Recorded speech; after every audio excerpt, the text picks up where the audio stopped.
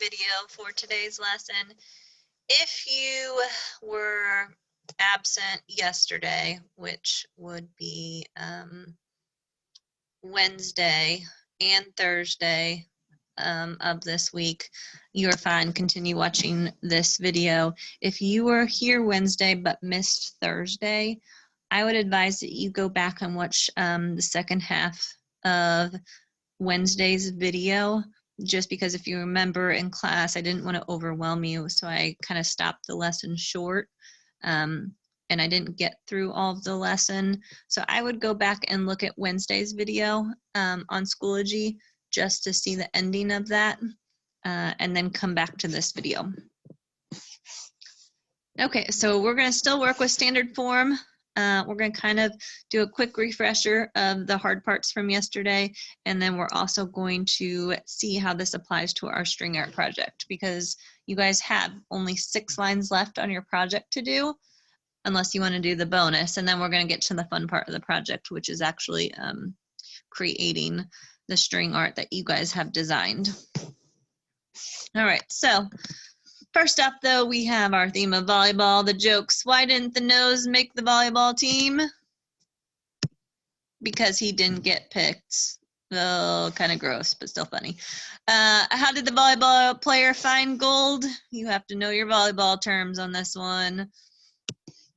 By digging. Okay.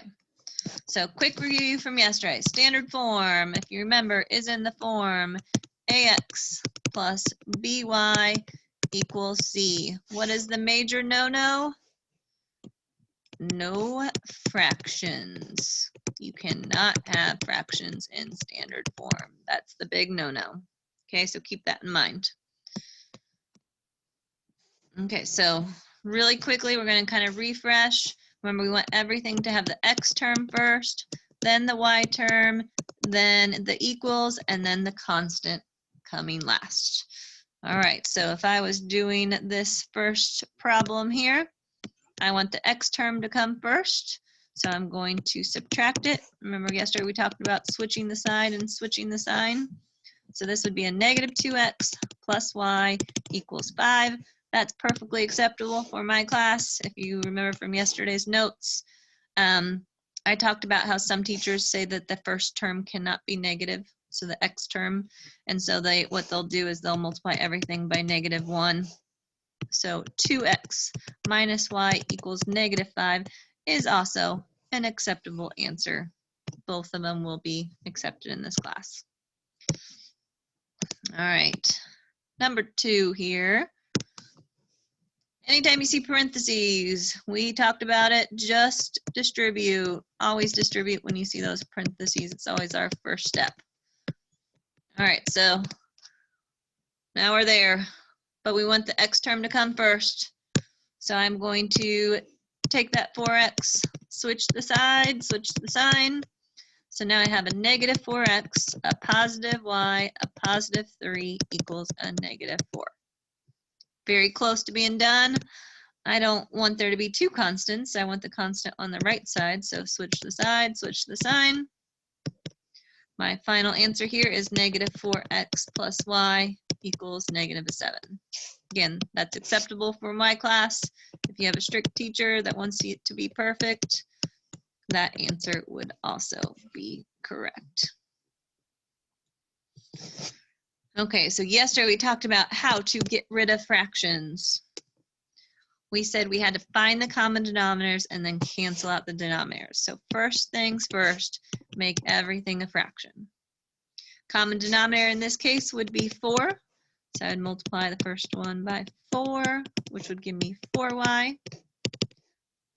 So already 1/4 x. The third term, multiply everything by 4, which would give me 8/4. Once they are all the same, cancel them out. So I have 4y equals 1x minus 8, but our x term is in the wrong spot. So I'm going to subtract the 1x. Again, switch the side, switch the sign. So one possible answer is -1x plus 4y equals -8. Or you can multiply everything by -1 to get x minus 4y equals 8. Both of them would be acceptable answers. All right, now that we had our quick review, the next 3 examples are exactly what you're going to do on your string art project. Okay, so these are the steps. Just like in all the other problems, the first thing is to find your points. Be very careful and make sure you name your coordinates correctly, because if those are wrong, everything else is wrong. And then our next step is going to be the same. Actually, the next 2 steps are going to be the same as you guys did for point slope. Okay, so first thing was first, we have to find the slope. In this case, we would have 8 minus 4 all over 1 minus 3, which would give us 4 over -2, which is -2. Okay, just like I said with point slope, we put it into point slope. Pick your favorite point. I'm just going to pick 3/4 since it's my first one. So y minus 4 equals -2, and then in parentheses, x minus 3. Once it's in point slope, we just have to do what we did on the previous problems. We have to manipulate this to make it look like standard form. So anytime you see parentheses, always distribute first. So y minus 4 equals -2x plus 6. We're going to keep going here. Our x terms on the wrong side. Switch the side, switch the sign. So now I have 2x, a positive y, a -4 equals 6. And I don't want those 2 constants, so I'm going to add 4 to the 6 to get us a final answer of 2x plus y equals 10. Final answer right there in standard form. Okay, let's try another one. And first step is always to find the slope. So -3 minus 0 over 0 minus 4. That's going to give us -3 over -4. Negative divided by a negative is a positive. Pick your favorite point, whatever it is. I'm going to go with the 0.40. Okay, so y minus 0 equals 3/4 in parentheses x minus 4. Well, y minus 0, let's go ahead and clean that up. That's just y. And let's distribute that 3/4. So we're going to have 3/4 x minus, and 3/4 times 4 over 1, the 4's would cancel, would be 3. Okay, I see a fraction. I'm going to get common denominators so I can get rid of that fraction. Our common denominator would be 4, so multiply that by 4. That would give us 4y. The next one's already over 4, so let's keep it like that. And the last one, I would multiply that by 4 as well, which would give us -12 over 4. Once that happens, cancel out your denominators, and our equation is 4y equals 3x minus 12. X term needs to come first. Switch the side, switch the sign. So we have -3x, a positive 4y equals a -12. That's one possibility. Again, as I said earlier, you could also multiply everything by -1 if you had a teacher that was really strict with their standard form, and that also would be correct. All right, let's try one last one. Again, first thing, find your slope. Feel free to pause now if you want to try it on your own, and then you want to check and see if you got it right. I'm going to go ahead and show the answer.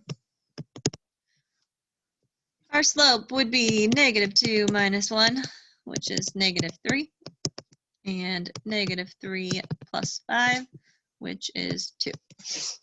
Pick your favorite point, whichever one that is. I'm going to go with the first one.